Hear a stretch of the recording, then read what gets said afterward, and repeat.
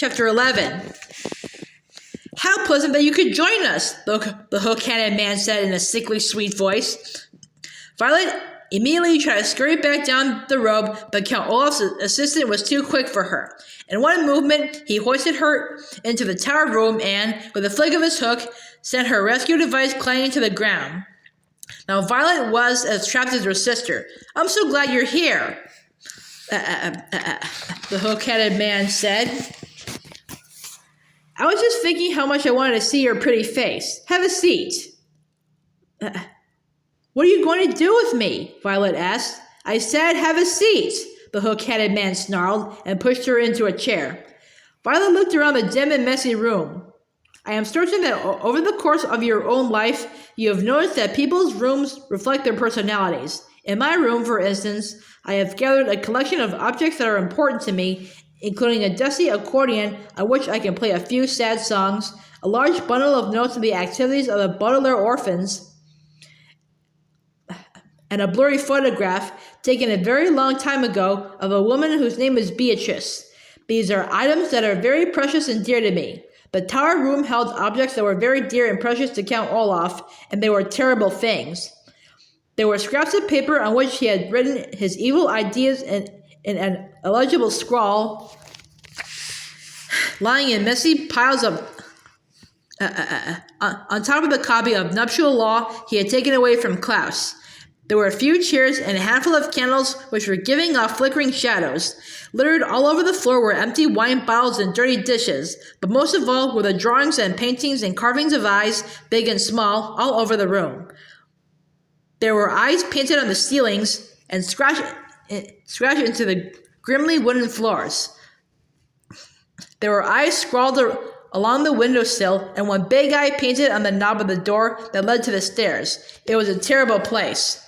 The hook-handed man reached into a pocket of his greasy overcoat and pulled out a walkie-talkie.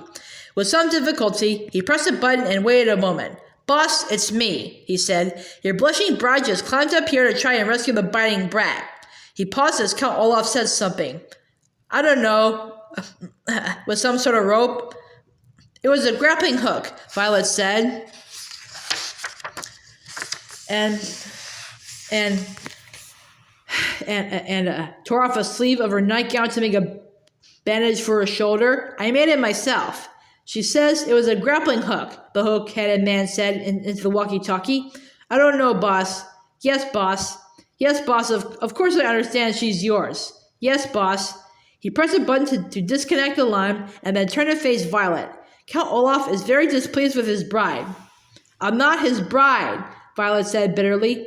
"Very soon you will be," the hook-handed man said, wagging his hook the way most people would wag a finger. "In the meantime, however, I have to go and fetch your brother. The three of you will be locked in this room until night falls. That way, Count Olaf can be sure you will all stay out of mischief." With that, the hook-handed man stomped out of the room. Violet heard the door lock behind him, and then listened to his footsteps fading away down the stairs.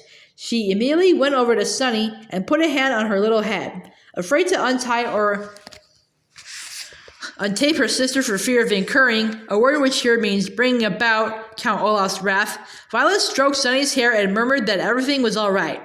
But of course, everything was not all right. Everything was all wrong. As the first light of morning trickled into the tower room, Violet reflected on all the awful things she and her siblings had experienced recently.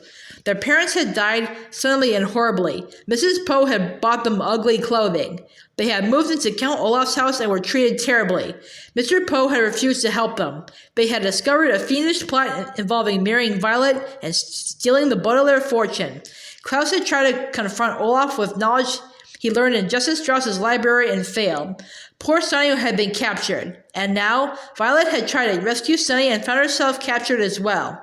All in all, the Baudelaire orphans had encountered catastrophe after catastrophe, and Violet found their situation lamentably deplorable, a phrase which here means it was not at all enjoyable. The sound of footsteps coming up the stairs brought Violet out of her thoughts, and soon the hook-headed man opened the door and thrust a very tired, confused, and scared Klaus into the room. Here's the last orphan, the hook-handed man said, and now I must go help Count Olaf with final preparations for tonight's performance. No monkey business, you two, or I will have to tie you up and let you dangle out of the window as well. Glaring at them, he locked the door again and tromped downstairs. Klaus blinked and looked around the filthy room. He was still in his pajamas. What has happened? He asked Violet. Why are we up here? I tried to rescue Sonny, Violet said, using an invention of mine to climb up a tower. Klaus went over to the window and looked down at the ground. It's so high up, he said.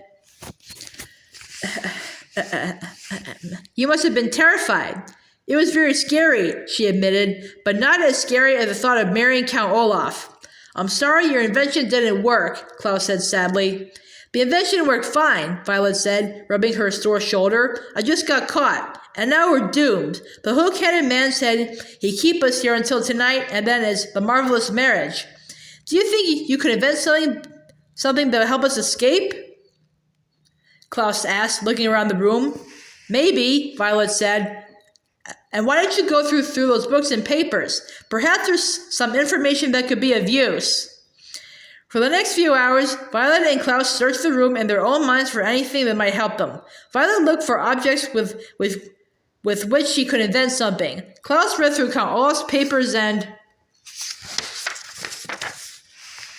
books. From time to time, they would go over to Sunny and smile at her and pat her head to reassure her. Occasionally, Violet and Klaus would speak to each other, but mostly they were silent, lost in their own thoughts. If we had any kerosene, Violet said around noon, I could make Molotov cocktails with these bottles. What are Molotov cocktails? Klaus asked. They're small bombs made inside bottles, Violet explained. We could throw them out the window and attract the attention of passers-by. But we don't have any kerosene, Klaus said mournfully. They were silent for several hours. If we were polygamists, Klaus said, Count Olaf's marriage plan wouldn't work. What are polygamists? Violet asked. Polygamists are people who marry more than one person, Klaus explained. In this community, polygamists are breaking the law even if they have married in the presence of a judge with a statement of I do and a signed document in their own hand. I read it here in nuptial law. But we're not polygamists, Violet said mournfully. They were silent for several more hours. We could break these bottles in half, Violet said, and use them as knives, but I'm afraid that Count Olaf's troop would overpower us. You could say I don't instead of I do, Klaus said, but I'm afraid Count Olaf would order Sonny dropped off the tower. I certainly would, Count Olaf said, and the children jumped. They had been so involved in their conversation that they hadn't heard him come up the stairs and open the door. He was wearing a fancy suit and his eyebrow had been waxed so it looked as shiny as his eyes. Behind him stood the hook-handed man who smiled and waved a hook at the youngsters. Come, orphans, Count Olaf said. It is time for the big event. My associate here will stay behind in this room, and we will keep in constant contact through our walkie-talkies. If anything goes wrong during tonight's performance, your sister will be drugged to her death. Come along now. Violet and Klaus looked at each other and then at Sunny, still dangling in her cage, and followed Count Olaf to the door. Out the door.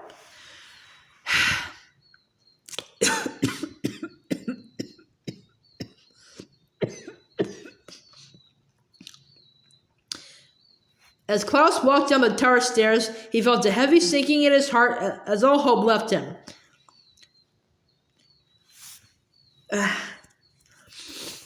There truly seemed to be no way out of their predicament. Violet was feeling the same way until she reached out with her right hand to grasp the banister for balance. She looked at her right hand for a second and began to think. All the way down the stairs and out the door, and the short walk down the block to the theater, Violet thought and thought and thought, harder than she had in her entire life.